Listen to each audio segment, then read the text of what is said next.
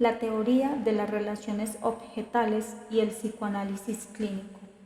Otto Kemper. Clasificación psicoanalítica de la patología del carácter.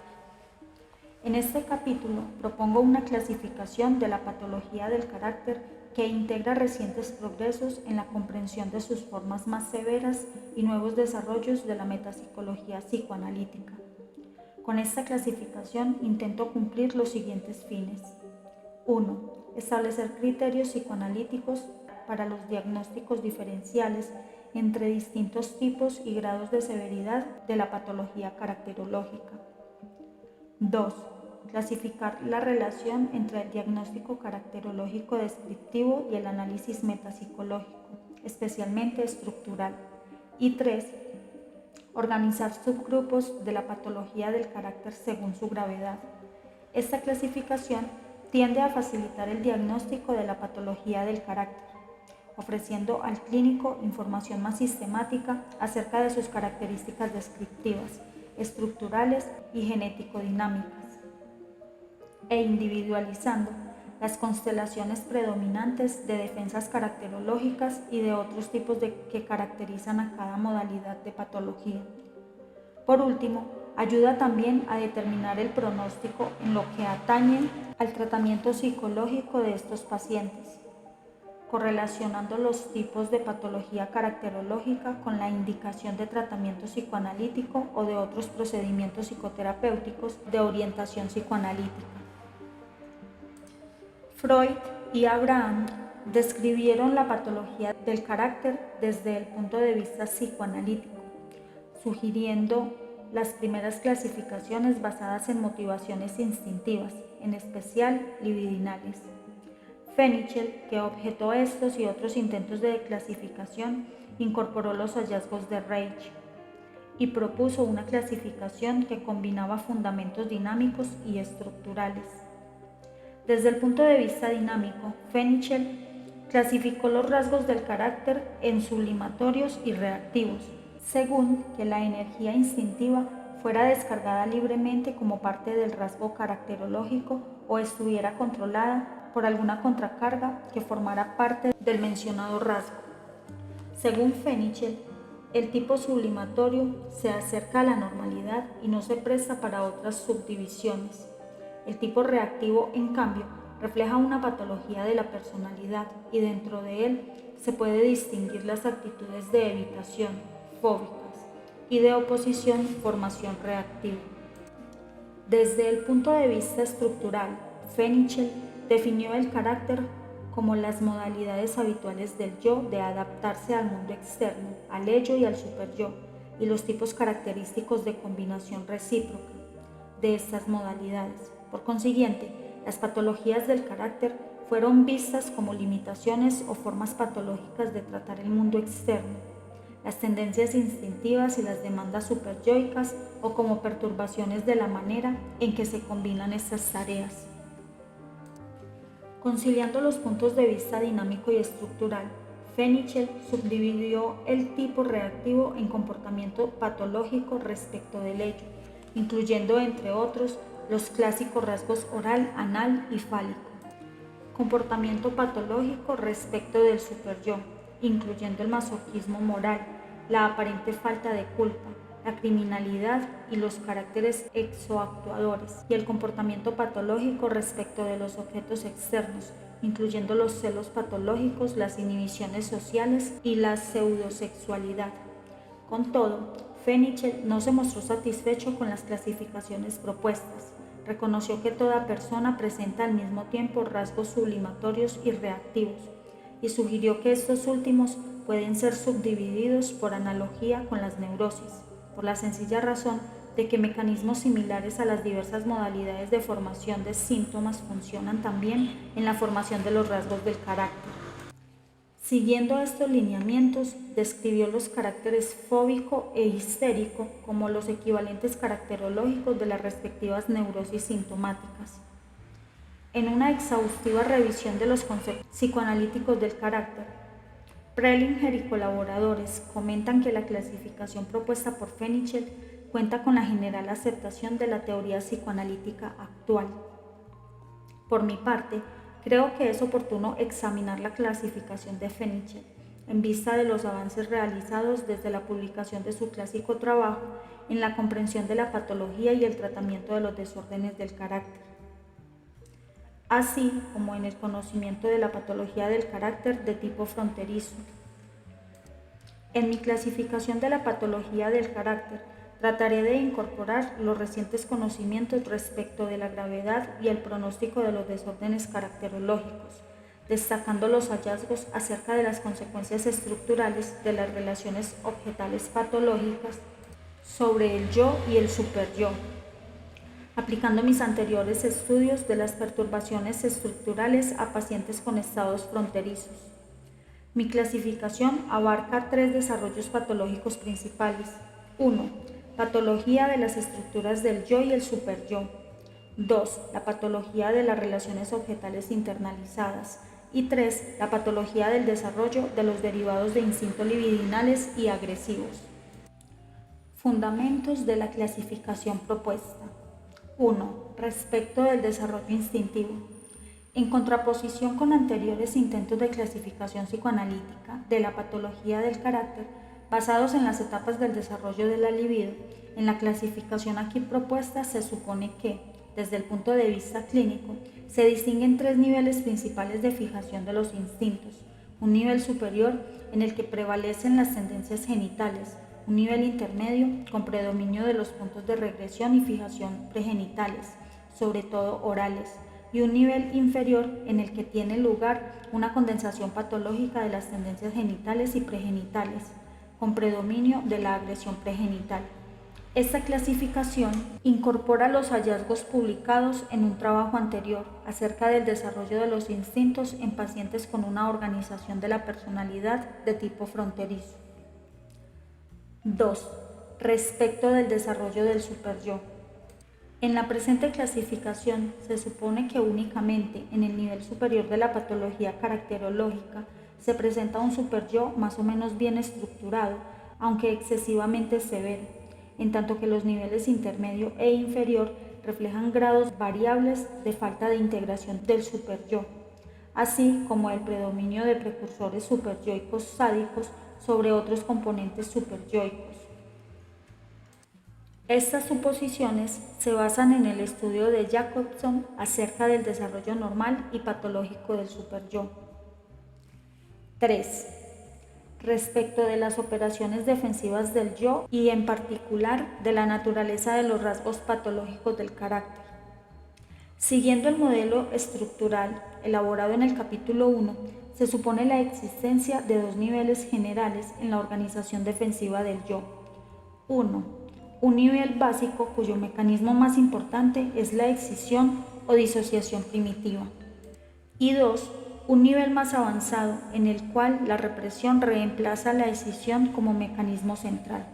En esta clasificación, el nivel superior de patología caracterológica presenta la represión típica de las organizaciones defensivas más avanzadas, junto con mecanismos afines tales como la intelectualización, la racionalización, la anulación y las formas más aceleradas de proyección.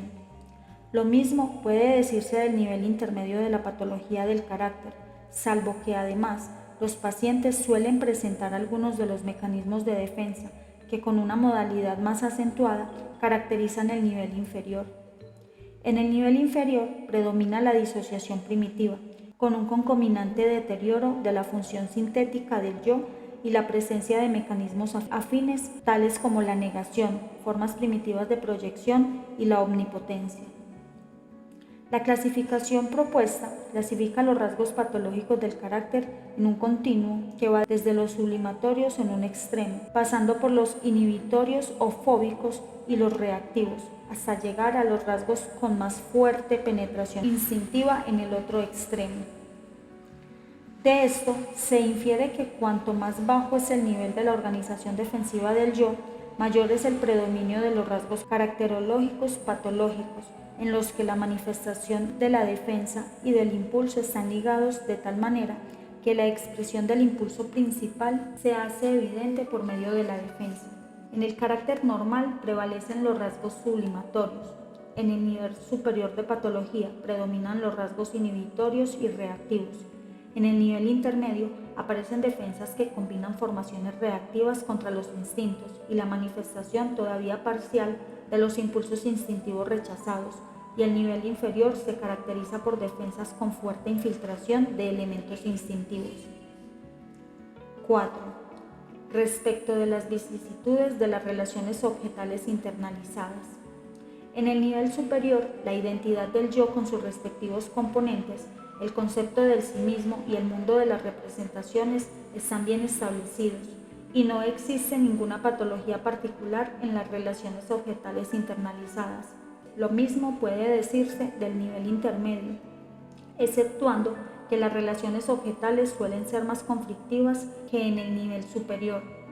En el nivel inferior, por el contrario, existe una grave patología en la internalización de los vínculos objetales. Estos son de tipo parcial más que total.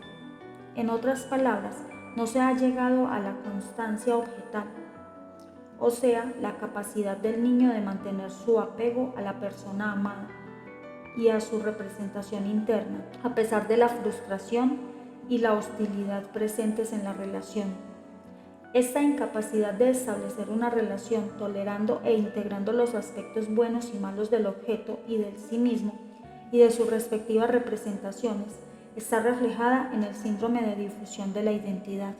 Bosquejaré a continuación las características estructurales de los niveles superior, intermedio e inferior de la organización de la patología del carácter y el tipo de formación patológica del carácter que pertenece a cada nivel. Las referencias biológicas indicarán la procedencia de la descripción de los caracteres mencionados y de su diagnóstico diferencial. Nivel superior de organización de la patología del carácter. En este nivel, el paciente presenta un superyo relativamente bien integrado, pero severo y punitivo, duro y perfeccionista, debido al origen sádico de sus precursores. También el yo está bien integrado, al igual que la identidad del yo y sus componentes, el concepto del sí mismo y el mundo de las representaciones. Las operaciones de defensa contra los conflictos inconscientes son en general excesivas y están centradas en la represión. Las defensas caracterológicas son en gran medida de tipo inhibitorio o fóbico, o bien formaciones reactivas contra las necesidades instintivas reprimidas. La infiltración de estas defensas por parte de elementos instintivos es escasa o nula. El yo del paciente está algo limitado debido al uso exagerado de los mecanismos de defensa neuróticos, pero sin llegar a deteriorar seriamente su adaptación social general. Sus vínculos objetales son bastante profundos y estables, y es capaz de experimentar culpa, duelo y una amplia gama de respuestas afectivas. Los derivados de las tendencias sexuales y o agresivas están parcialmente inhibidos, pero estos conflictos instintivos han llegado al punto en que prevalecen francamente la fase genital infantil y los conflictos edípicos, sin condensación patológica de tendencias sexuales genitales y pregenitales con predominio de la agresión pregenital. La mayor parte de los caracteres histéricos, obsesivo-compulsivo y depresivo-masoquista corresponden a este nivel. Nivel intermedio de organización de la patología del carácter. En el nivel intermedio del yo está menos integrado y es aún más punitivo que en el nivel superior. Tolera las exigencias contradictorias de los núcleos superyoicos sádicos y prohibitivos por una parte y por la otra de formas bastante primitivas, del ideal del yo.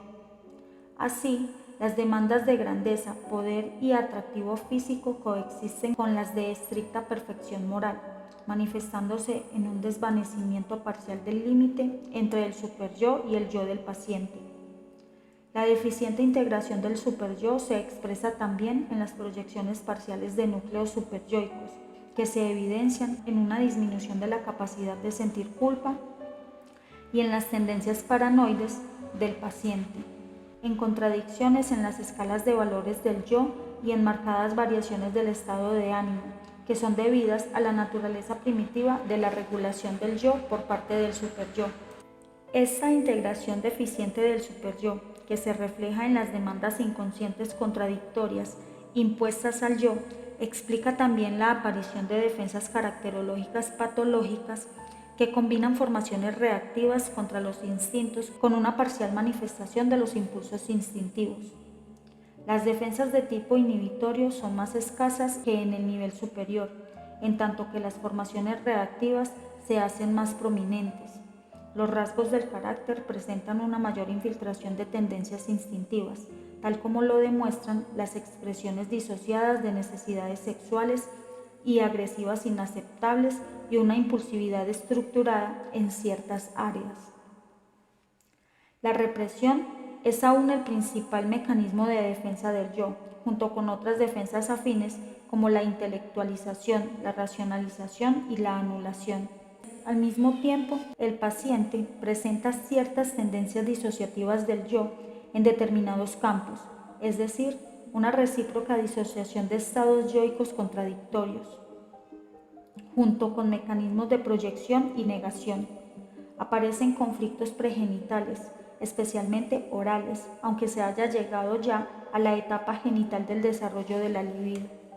Si bien en el cuadro clínico predominan las características pregenitales, sobre todo las orales, dichas características representan en su mayor parte una regresión desde los conflictos edípicos. Además, los componentes agresivos de los conflictos pregenitales están atenuados, en contraste con lo que ocurre en el nivel inferior, en el cual la agresión adquiere caracteres más primitivos.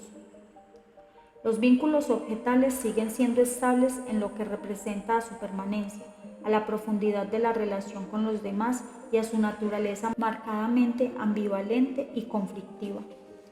Corresponden a este nivel la mayoría de los desórdenes caracterológicos de tipo oral, en especial el tipo de personalidad que ahora se conoce como pasivo-agresiva, al igual que las personalidades sadomasoquistas, algunas de las personalidades infantiles de mejor funcionamiento y muchas de las personalidades narcisistas.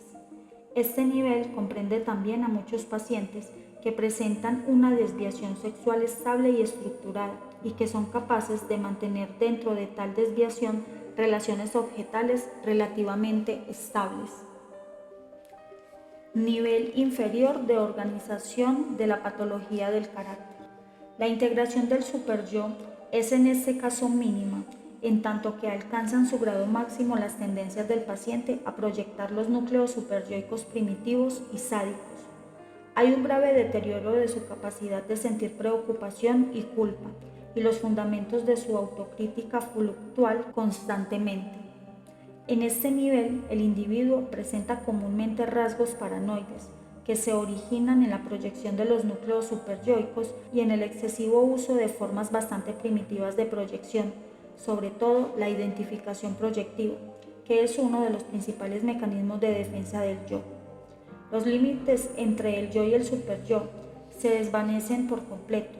Es prácticamente imposible discriminar las formas primitivas del ideal del yo, de origen narcisista, de formas primitivas de una búsqueda también narcisista del poder, riqueza y admiración por parte del yo. La función sintética del yo está gravemente perturbada y la disociación primitiva reemplaza a la represión como principal operación defensiva del yo. Esta escisión se pone de manifiesto en la alternancia de estados yoicos contradictorios y se ve reforzada por el uso que hace el paciente de la negación, la identificación proyectiva, la idealización primitiva, la devaluación y la omnipotencia. Este último mecanismo refleja una identificación defensiva del concepto del sí mismo con los precursores del ideal del yo, es decir, con una condensación de imágenes primitivas e idealizadas del sí mismo y del objeto. Estas defensas patológicas se caracterizan por su naturaleza impulsiva y por la infiltración de elementos instintivos. Se procede a una recíproca disociación de patrones de conducta repetitivos y contradictorios, lo cual permite la liberación directa de tendencias instintivas al mismo tiempo que la formación real contra esas tendencias.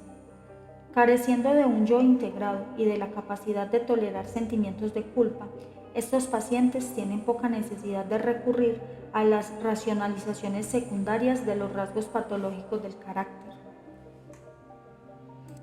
Hay un grave deterioro de la capacidad de conciliar imágenes contradictorias, buenas y malas del sí mismo y del objeto, debido sobre todo al predominio de la agresión pregenital como parte de las identificaciones del yo y del superyo.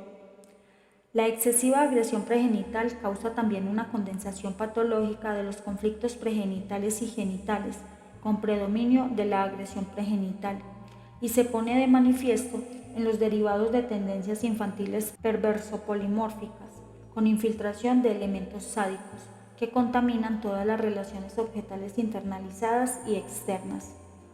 Así, las tendencias edípicas de estos pacientes aparecen íntimamente condensadas con necesidades pregenitales sádicas y masoquistas.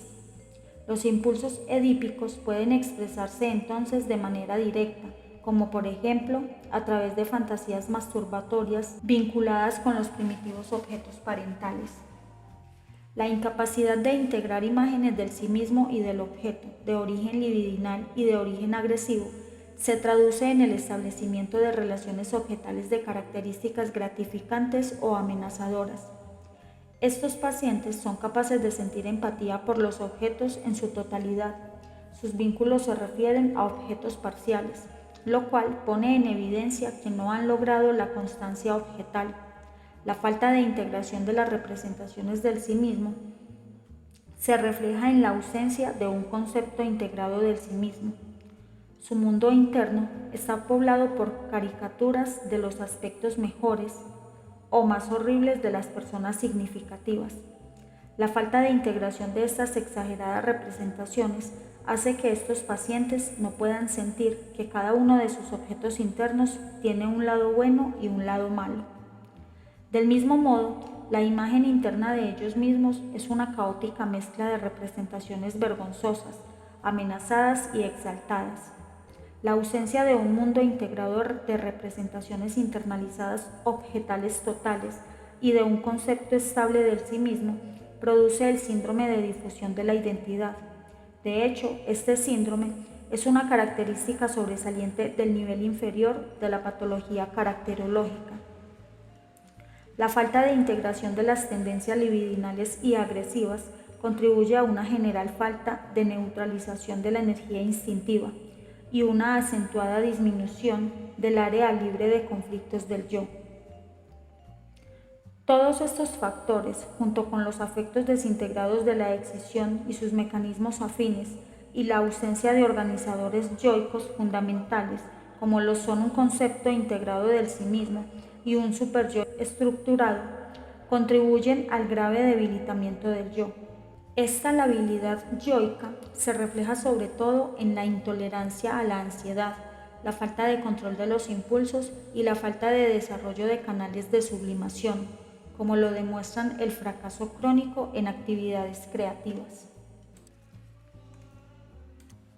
El pensamiento del proceso primario infiltra el funcionamiento cognitivo y aunque no siempre resulta evidente en la experiencia clínica, se pone de manifiesto sobre todo en las pruebas psicológicas de proyección. La mayoría de las personalidades infantiles y muchas personalidades narcisistas presentan este nivel de patología del carácter, que incluye también a las personalidades antisociales. Los así llamados caracteres caóticos e impulsivos, las personalidades como sí, las personalidades inadaptadas y la mayoría de los caracteres automutiladores pertenecen a este grupo. También pertenecen a él los pacientes con desviaciones sexuales múltiples o con una combinación de desviación sexual con drogadicción o alcoholismo y con una patología grave de las relaciones objetales, puesta de manifiesto en tendencias sexuales atípicas. Lo mismo cabe decir de las así llamadas estructuras prepsicóticas de la personalidad, es decir, las personalidades hipomaníacas, esquizoides y paranoides.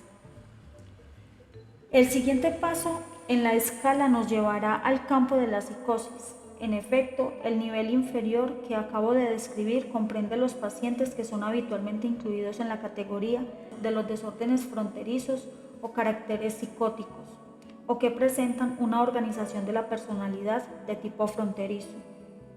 El diagnóstico diferencial entre los pacientes con personalidad fronteriza y los psicóticos está centrado en la prueba de la realidad, que persiste en los pacientes fronterizos y se pierde en los psicóticos. A su vez, esta diferencia depende de la discriminación de las representaciones de sí mismo y objetales, y de la consecuente definición de los límites yoicos. Estos límites se mantienen en el nivel inferior de las patologías caracterológicas, en tanto que se pierde o está ausente en la psicosis. Las formulaciones mencionadas hasta aquí, que sirven de base para mi clasificación de la patología del carácter, están recíprocamente relacionadas en el modelo del desarrollo del aparato psíquico centrado en el desarrollo de las relaciones objetales internalizadas, que fue descrito en el capítulo 1 y en trabajos anteriores. Para un próximo audio, relaciones recíprocas de las hipótesis formuladas, un modelo de desarrollo centrado en las relaciones objetales.